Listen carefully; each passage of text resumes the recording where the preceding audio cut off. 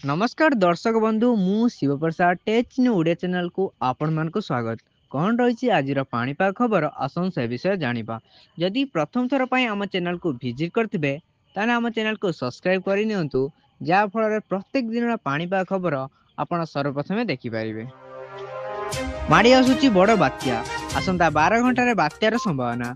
आरब सागर रे आगामी 12 घंटार बड़ बात्यार संभावना रही। चलित बात्या ऋतु रे यह प्रथम बात्या। 24 घंटार बात्या अधिक घनीभूत हुई भीषण बात्यार रूप नेब, तेबे उड़ीसा उपरे बात्यार कौनसी प्रभाव रहिबो नाही बोली कहा जायछि। आभ्यंतरीण उड़ीसा रे सक्रिय अवपात उत्तर पश्चिम दिगरे घंटा प्रति 10 किमी बेगर गति करुछि। भवानीपाटना 100 किमी, संबलपुर 190 किमी, झारसुगुड़ा 140 किमी दूर रे रही समान दिगरे गति करुछि एही बात्या। आसंता 12 घंटार दुर्बल हुई स्पष्ट चिन्हित लघुचाप परिणत हेब। आसंता 12 घंटा यह बड़ धरण बात्यार परिणत हुई समुद्र मध्य बल घटाइब।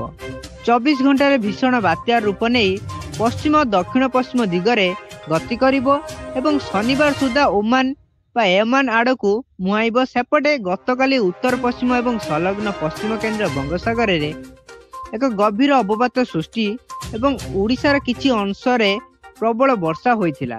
एही अवपात गोपालपुर निकट रे ओडिशा उपकूल अतिक्रम करिथिला।